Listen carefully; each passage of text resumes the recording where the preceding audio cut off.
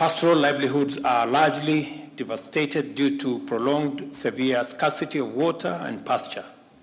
Millions of animals, the mainstay of these communities' economy, have died, rendering families extremely vulnerable and unable to meet their needs without assistance. In response, the government has had to reorganize its budget at the expense of many other programs and projects in order to mobilize resources needed to cushion millions of Kenyans from the effects of this drought. As I told you last year, the trade-offs and hard choices forced on us by this emergency underscores its nature and magnitude and points us in the direction of highly plausible future trends and scenarios unless we engage in realistic changes to what we are doing. Since September 2021, the national government has spent more than 32 billion to cushion lives and livelihoods. This includes 4.9 billion which the government mobilized since September last year and allocated towards immediate life-saving interventions, and a further 1.4 billion dispersed as cash transfers under the Hunger Safety Net program. Our focus has been on relief, food distribution, emergency relief cash transfers, school feeding program, water-related interventions, and livestock offtake programs.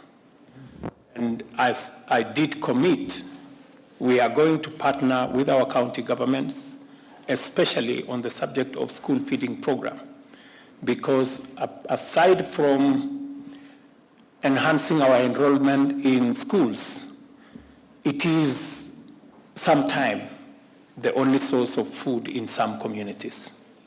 And therefore, we're going to enhance our budget this year from 2 billion shillings that was itemized for school feeding to 6 billion shillings, and we expect that our counties will match.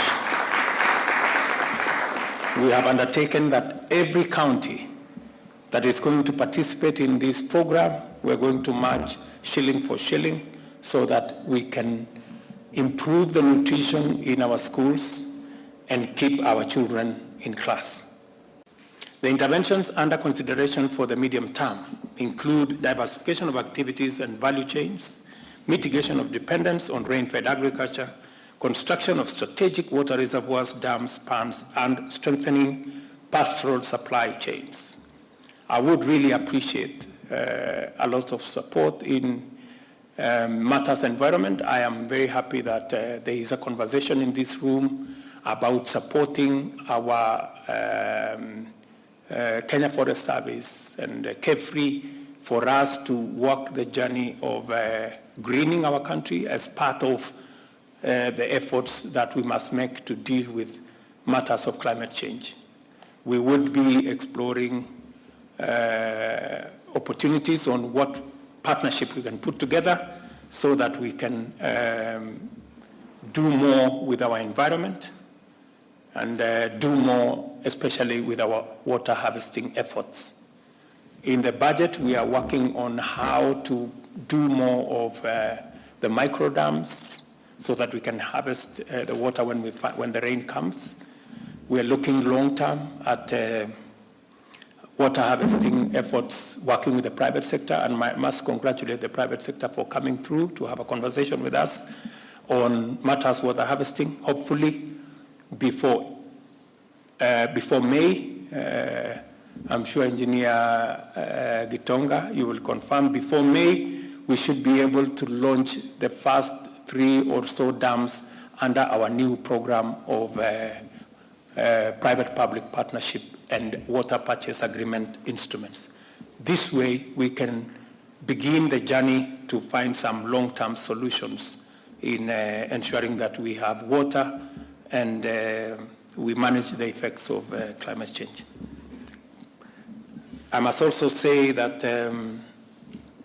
For the long term, we are committed to undertake substantial interventions to mitigate and reverse the effects of climate change and restore the national forest and tree cover of our country.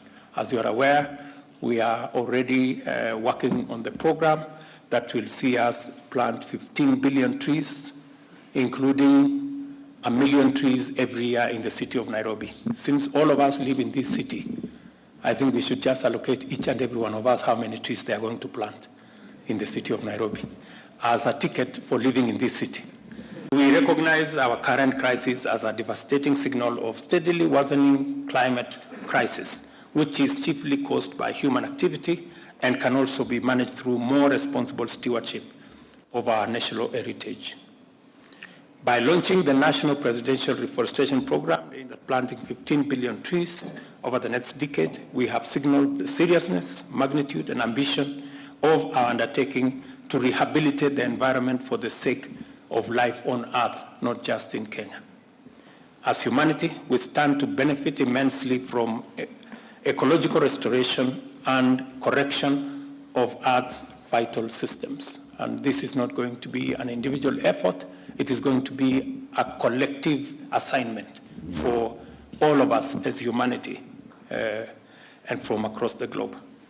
For the people of Kenya, the commitment to do our part is absolute, and our government must therefore move decisively to actualize this aspiration. We sincerely thank our development partners, the private sector and other non-state actors who have complemented our drought mitigation efforts. We estimate that they have so far plugged in over 48 billion for various drought response interventions where they are needed most. I know the numbers go beyond there. The worsening drought situation requires us to urgently scale up response, especially interventions to avert widespread distress and suffering. The assessment team that we have listened to this afternoon has identified priority interventions that include enhanced food assistance and cash transfers, health and nutrition interventions, sustained support for water supply, sanitation and hygiene, livestock feeds, off-take program, and veterinary services, school feeding programs, peace and security initiatives, and drought recovery support in the agricultural sector. In the latest supplementary budget, we have set aside an additional 6 billion shillings for drought response intervention for the period between February and May 2023. This is a discussion that is currently live in Parliament, and we hope that that discussion can be expedited so that we can access these resources. And I am hopeful that similarly the private sector-led National Steering Committee, ably led by Peter Ndegwa, will work with us, and they have raised 650 million, as he told us, some of which has gone towards relief food distribution, while the rest has been committed to supporting water interventions such as boreholes and dams in affected counties. We did ask Peter also, who is the CEO of Safaricom, that all bonga points amounting to 800 million by government and government agencies be made available so that we can buy food for the deserving regions. And I am happy, Peter tells me by next week we will have that money so that we can buy additional food for people to feed.